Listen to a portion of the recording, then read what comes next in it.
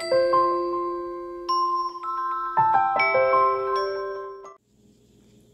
guys, it's Arlene from My Pent Adventures. Good morning, good afternoon, good evening, wherever you're at. Today we're going to be making Matcha Boba Balls. This is a really simple way to make boba balls at home if you can't go to the Asian store and buy some, or if like our Asian store, it's always sold out. So anyway, what I have in here is a cup of tapioca starch. Culinary matcha. This is not drink powder. This is cooking matcha. So don't mistake it for drink powder. You have to get the cooking matcha. It's pure. It doesn't have any, sugars or other additives in it. It's just matcha. And we're going to mix it up. And you want to thoroughly mix this because you can sometimes get little lumps of matcha in here. And you don't really want that. I mean, it's not going to kill the boba or it's not going to taste terrible. But you will, if you don't mix it really well and just smash down all the little matcha bits, you can get some of those little bits of concentrated matcha into the boba balls. And I mix it like that. So after we do this, I'm going to go ahead and add the boiling hot brown sugar water. Don't do that. It has to be boiling hot. Otherwise, you're going to get a weird thing called oobleck, and we don't want that. Okay, so we're going to go ahead and add 3.3 fluid ounces, or about half a cup of boiling hot water to this, okay? And now I'm going to go ahead and quickly mix this, and you can already kind of see it's forming a dough in the center. So this is what the dough is going to start looking like. Now, you may or may not have to add a little more tapioca starch, but I think this looks like it's pretty good, because even though it's sticky, it's going to start drying out as you're working with it, and that's okay. And you'll see it once I start actually rolling out the balls. So, and I don't recommend you have little kids do this part, because this is actually pretty warm right now. So you don't want to have little kids sticking their fingers in this and then burning themselves. So have an adult do this mixing part, because it's definitely still warm. Okay, so it's still a little bit sticky. So I could probably have used a little bit less liquid, maybe like 3.2 ounces, but I'm okay with this, and I'll tell you why. Because again, like I said, it's going to start drying out. So I'm going to just put a little bit more, just so that I can handle it a little bit better. Just sprinkle it on top, something. So anyway, this is what it looks like. Okay, so now I can handle it. And your fingers are going to get coated with tapioca all over it. That's just part of making boba balls. All right. So now that we've got that done and I can handle it, we're going to start making the balls. So I'm just going to take little pieces of it like this, put the rest back in the bowl, and I am going to start rolling it out like this. Okay. I'm working on a small little silpat so it doesn't stick. I'm just going to put some of this on the side here and continue rolling this. Now, this one you want to make look like about the size of a pea. Do that. All right. So I'm just going to cut little sections of this so that they kind of look like, or the size of a pea. Okay, this is what happens. This is actually good. It's all on camera, because this is some of the things that might actually happen while you're making this. So if you have too much tapioca, this thing is going to just slide all over your hand. It's not going to be able to stick to anything. So just work it into the dough until you can actually feel it not slipping around, and you're going to just roll it with your fingertips against your palm until you get something that resembles a pea, the size of a pea, an actual pea.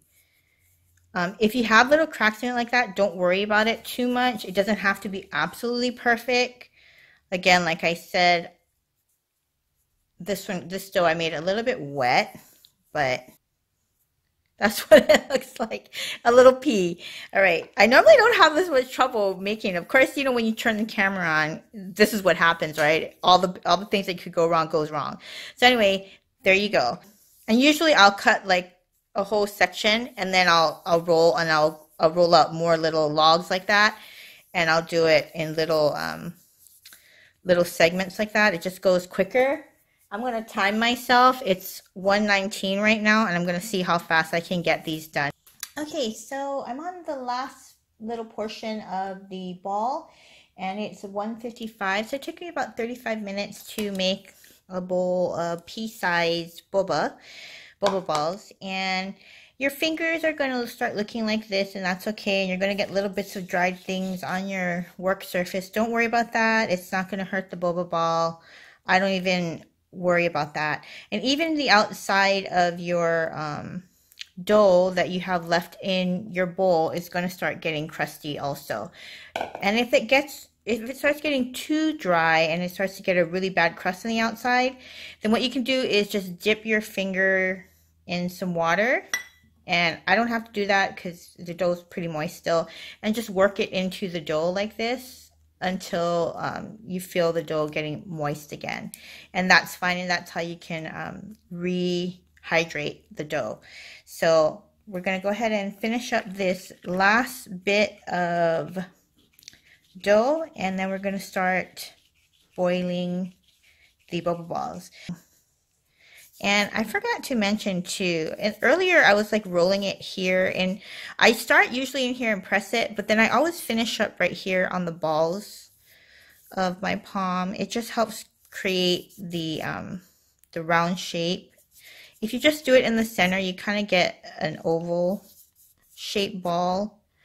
And it's kind of funny because my son was actually, my teen son was actually helping me make some of these last night, and he got a little bit tired making the little balls, and he was saying, why can't we just cut it in squares and leave it like this? And I guess technically you could. I mean, it wouldn't look as pretty, but I mean, it would still come up through the boba straw. It just would be in rectangles. So I guess if you want to do it that way, you could. I've never tried it, but I mean, I think it would still work.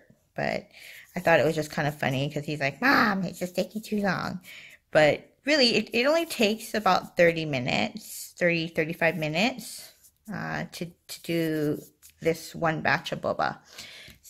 Okay, so sorry for the foggy film, but this is a pot of boiling water, the brown sugar water, and we're going to go ahead and we're going to add the made matcha boba balls, okay? And again, do not dump everything in at one time because this is all going to boil up, and you'll see when I add it in, you'll see what happens when you just add a little bit.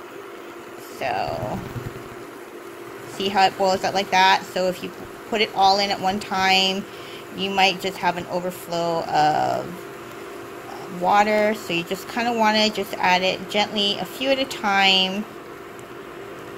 And I'm just going to go ahead and add all the boba balls into the boiling water. Okay, so now once it's in there, it's going to start floating around. I'm just going to give it a quick stir to make sure nothing stuck to the bottom.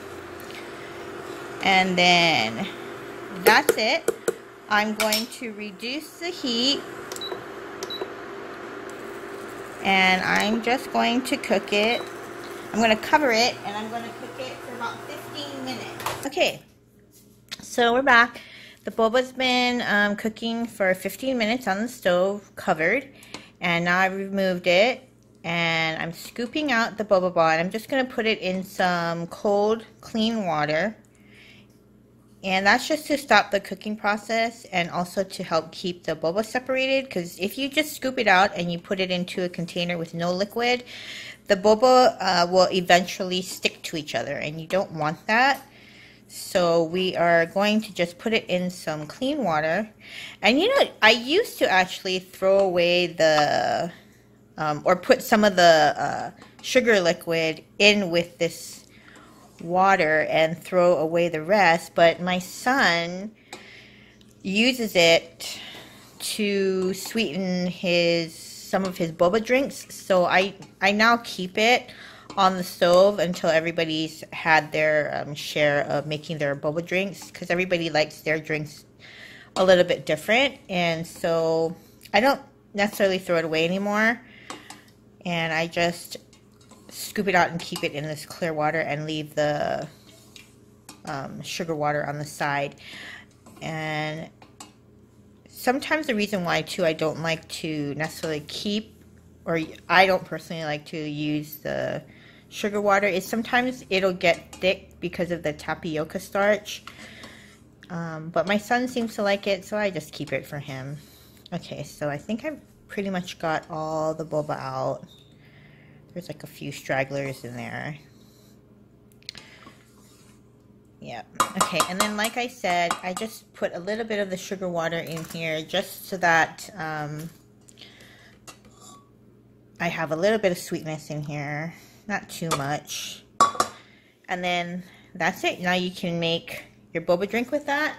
And if you just want to take a quick look at what it actually looks like when it comes out, it looks like, I don't know, frog eggs maybe? I don't know. Peas. It's matcha. It's matcha boba. But anyway, you can use it to make your matcha boba teas. And it actually does enhance the flavor because you can actually taste the matcha in that.